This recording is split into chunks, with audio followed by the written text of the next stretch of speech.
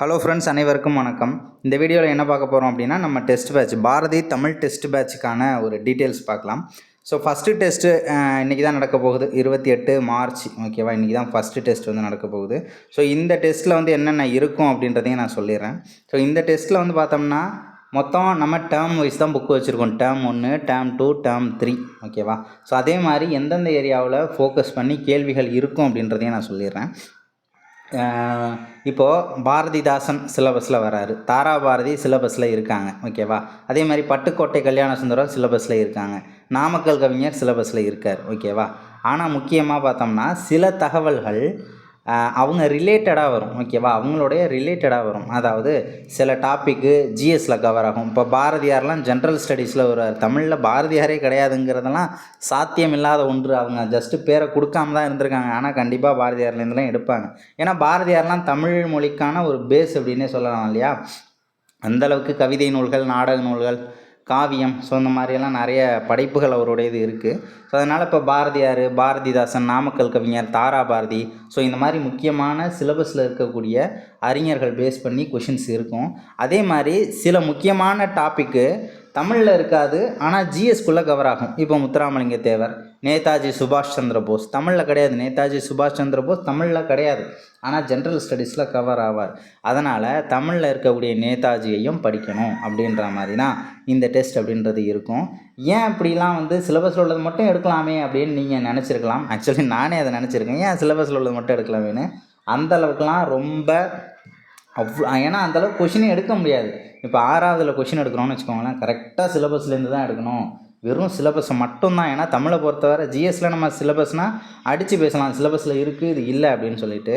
ஆனால் தமிழை பொறுத்தவரை வந்து பார்த்தோம்னா சிலபஸ் ரிலேட்டடாக வரக்கூடிய டாப்பிக்கையும் நம்ம படிச்சுக்கிற மாதிரி தான் இருக்கும். ஓகேவா. ஏன்னா அதுவும் முக்கியம்தான். ஏன்னா நம்ம ஸ்கிப் பண்ணிட்டும் போக முடியாது. ஏன்னா அவங்களும் 100 கேள்வி எடுக்கணும்ல. 100 கேள்வி எடுக்கணுங்கும்போது புக்கில் அப்படி இப்படி கொஞ்சம் கொஞ்சம் அட்ஜஸ்ட் பண்ணி எடுத்தால் மட்டும்தான். இப்போ காமனாக வந்து பார்த்தோம்னா ஒரு 80 கேள்வி வரைக்கும் சிலபஸில் உள்ளதை அவங்க ஈஸியாக எடுத்து வச்சுட்டு போயிடலாம். பேலன்ஸ் இருக்கக்கூடிய 20 கேள்விகள் தான் இங்கே டஃப் கொடுக்குற இடமா இருக்கும்.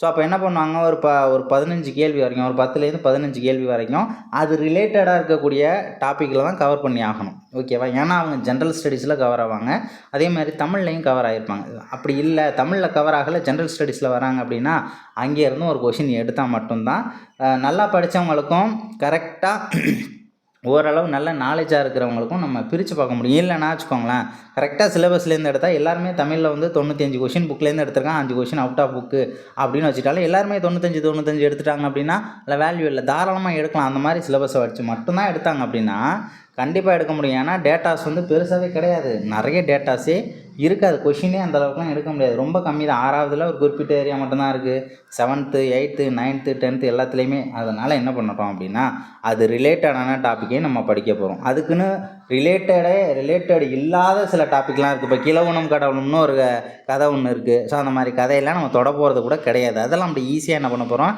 ஸ்கிப் பண்ணி விட்டு போயிட்டே இருக்கலாம். ஓகேவா. ஆனால் அது ரிலேட்டடாக நமக்கு எதுவும் டாபிக் வந்துச்சு அப்படின்னா அந்த டாப்பிக்கையும் நம்ம உள்ளே கவர் பண்ணியிருப்போம். ஸோ இந்த டெஸ்ட்டு 28ஆம் தேதி இன்றைக்கி தான் நடக்க போகுது. ஸோ இந்த டெஸ்ட்டை வந்து எல்லாருமே யூஸ் பண்ணிக்கோங்க. பிடிஎஃப் வந்து எல்லா குரூப்லையும் நான் ஷேர் பண்ணுறேன். நீங்கள் எந்த குரூப்லையும் இல்லை அப்படின்னா ஸோ அதுக்கான லிங்க்கையும் டெலகிராம் லிங்க்கையும் நான் வந்து கமெண்ட் செக்ஷனில் கொடுக்குறேன், அதையும் பார்த்துக்கோங்க. அதில் லிங்க் கொடுக்குறேன், அதில் ஜாயின்ட் ஆகிக்கோங்க. நைட்டு கொஷின் வந்து உங்களுக்கு பிடிஎஃப் டைப்பில் வந்து உங்களுக்கு அப்டேட் பண்ணிவிடுவேன். அதே மாதிரி ஆன்சர் கீயும் வந்து பார்த்தோம்னா உங்களுக்கு பிடிஎஃபாகவே ஷேர் பண்ணிவிடுவோம். ஓகேவா. நீங்கள் அதை வச்சு என்ன பண்ணலாம், ஆன்சரை வந்து நீங்கள் செக் பண்ணிக்கலாம். உங்களுடைய மார்க் எவ்வளோ அப்படிங்கிறதையும் நீங்கள் வந்து குரூப்பில் வந்து ஷேர் பண்ணிக்கலாம். ஓகேவா. ஆனால் அடுத்த டெஸ்ட், இந்த டெஸ்ட்டு உங்களுக்கு ஓகே அப்படின்னா ஸோ அடுத்த டெஸ்ட்லேருந்து நீங்கள் வந்து பே பண்ணுற மாதிரி உங்களுக்கு இன்ட்ரெஸ்ட் இருந்துச்சு அப்படின்னா நீங்கள் தாராளமாக வந்து ஜாயின் பண்ணிக்கலாம். இன்ட்ரெஸ்ட் இல்லைங்கிற பட்சத்தில் வேண்டாம். இன்ட்ரெஸ்ட் இருந்துச்சு அப்படின்னா நீங்கள் தாராளமாக ஜாயின் பண்ணிக்கலாம். ஸோ இது வந்து ஒரு தகவலுக்காக தான் நான் கொடுக்குறேன். ஏன்னா வந்து எல்லாருமே தமிழ் ஒரு 4 பேரை போய் சேரட்டுமே அப்படின்ட்டு. ஸோ அதே மாதிரி வந்து பார்த்தோம்னா ஒரு சிலர்கிட்ட வந்து அமௌண்ட் வந்து கம்மியாக இருக்குது அப்படின்னு சொல்கிறீங்க. அவங்களாம் தாராளமாக எனக்கு பர்சனலாக மெசேஜ் பண்ணுங்கள். ஏன்னா அமௌண்ட் உங்கள்கிட்ட கம்மியாக இருந்தாலும் பரவாயில்ல, தாராளமாக எனக்கு நீங்கள் மெசேஜ் பண்ணலாம். ஓகேவா. ஸோ அந்த ஹெல்ப்பையும் நான் தாராளமாக பண்ணுறேன். ஓகேவா. அதுக்கும் நான் ரெடி தான். ஏன் அப்படின்னா நான்லாம் படிக்கும்போது ஃபீல் பண்ணியிருக்கேன். ஏன்னா வந்து எந்த மாதிரி டெஸ்ட் பேட்ச் போடுறதுக்கு கையில் காசு இல்லாமல் இன்னும் சொல்லலாமா என்னன்னு தெரில. எங்கள் அண்ணங்கிட்ட வாங்கியிருந்தேன், ஒரு 4000 ரூபா கடன் வாங்கியிருந்தேன். அண்ணன் அப்படின்னா ரிலேட்டிவில் ஒரு அண்ணன்ட்ட வாங்கியிருந்தேன் 4000 டெஸ்ட்டு போடணும் அப்படின்னு சொல்லிட்டு செலவுக்கு எல்லாத்துக்கும் சேர்த்து வாங்கியிருந்தேன். ஸோ அந்த கஷ்டங்கள்லாம் எனக்கு தெரியுது. அந்த மாதிரி யாரும் கஷ்டத்தில் இருக்கீங்க அப்படின்னா, உண்மையாகவே கஷ்டத்தில் இருக்கீங்க அப்படின்னா தாராளமாக எனக்கு மெசேஜ் பண்ணுங்கள். உங்கள் நம்பரை வந்து என்கிட்ட நீங்கள் என்னோடய நம்பர் ஆக்சுவலி அந்த குரூப்பில் இருக்கும். அந்த குரூப்பு ப்ளஸ் இதுலேயும் இந்த பிடிஎஃப்லேயும் வந்து நான் அட்டாச் பண்ணி கொடுத்துருக்கேன். அதில் செகண்ட் நம்பருக்கு எனக்கு கால் பண்ணுங்கள். ஸோ அந்த மாதிரி உதவிகளையும் நான் செய்கிறதுக்கு ரெடியாக தான் இருக்கேன். ஏன்னா அப்படின்னா படித்தா ஓகே தான் அப்படின்ற மாதிரி, ஓகேவா? ஸோ அதனால் தாராளமாக நீங்கள் ஜாயின் பண்ணிக்கலாம். உங்களுக்கு ஃபுல்லாக கவர் பண்ணி தர வேண்டியது என்னுடைய பொறுப்பாக இருக்கும். 7வது புக்கு 3ஆம் தேதி நடக்கும் ஏப்ரல் மாதத்தில். 8th புது புக்கு, 9th புது புக்கு, 10வது புதுசு. ஸோ ஓகேவா? அதுக்கப்புறம் வந்து ரிவிஷன் டெஸ்ட்டு முடிச்சிடுறோம். அதுக்கப்புறம் 11th 12th நியூ புக்கை வந்து முடிக்கிறோம். அதுக்கப்புறம் ஓல்டு புக்கு 6th 10th வரைக்கும் அப்படியே போயிட்டுருக்கோம். அதுக்கப்புறம் ரிவிஷன் டெஸ்ட்டு ஓல்டு புக்கை பேஸ் பண்ணி மட்டும் இருக்கும். 11th 12th old.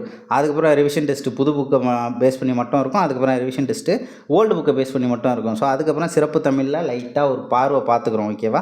ஸோ அடுத்தது என்னென்னா திருப்புதல் தேர்வு 5, திருப்புதல் தேர்வு 6. அதுக்கு மேலே நமக்கு டைம் இல்லை. இருந்துச்சு அப்படின்னா இன்னும் 4-5 ரிவிஷன் டெஸ்ட்டு கூட வைக்கலாம். ஸோ அதுக்கப்புறம் நமக்கு டைம் இல்லை அப்படிங்கிறதுனால படித்த விஷயத்தையே நிறையா ரிவிஷன் பண்ணிவிட்டு தாராளமாக சொல்கிறேன், சூப்பராகவே மார்க் எடுக்கலாம்.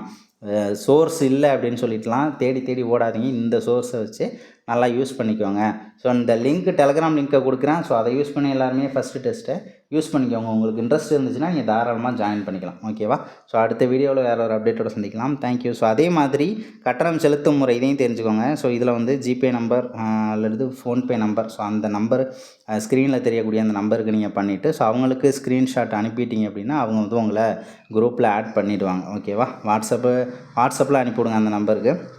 அதே மாதிரி உடனே உங்களது பெயர், அதாவது நேம் மற்றும் தொலைபேசி எண், ஏன்னா ஃபோன் நம்பர் ஸ்க்ரீன்ஷாட்டில் பார்க்க முடியாது. வெறும் ஸ்டார்ஸ் மட்டும்தான் இருக்கும். லாஸ்ட்டு 2 டிஜிட் மட்டும்தான் ஷோ ஆகும், ஓகேவா? அதனால் உங்கள் நேம் என்ன, அதுமாரி உங்கள் ஊர், அதே மாதிரி உங்களுடைய நம்பர் அதையும் வந்து சேர்த்து ஸ்க்ரீன்ஷாட்டை ஷேர் பண்ணுங்கள். ஸோ செகண்டாக இருக்கக்கூடிய நம்பர் என்னோடய நம்பர். உங்களுக்கு கஷ்டமாக இருந்துச்சு, என்கிட்ட அமௌண்ட் கம்மியாக தான் இருக்குது அப்படின்னா, ஏன்னா அதை ஃப்ரீ சர்வீஸாக தாராளமாக சொல்கிறேன், பண்ண மாட்டேன். ஃப்ரீ சர்வீஸாக மட்டும் இருக்காது, மினிமம் ஏதாவது ஒன்று இருக்கணும், ஓகேவா? ஏன் அப்படி சொல்கிறேன் அப்படின்னா, அதுக்கான பொறுப்பு வந்து உங்கள்கிட்ட கண்டிப்பாக இருக்குது. நீங்கள் வந்து படித்து ஆகணும் அப்படின்றதுனால, நானும் செலவு பண்ணி படிக்கிறேன் அப்படின்றதுனால என் ஃப்ரீக்கு வந்து பெருசாக வேல்யூ இல்லைங்கிறதுனால தான் சொல்கிறேன், ஓகேவா? அதே மாதிரி ஓகே, அவ்வளோதான். ஸோ அடுத்த வீடியோவில் சந்திக்கலாம். தேங்க்யூ.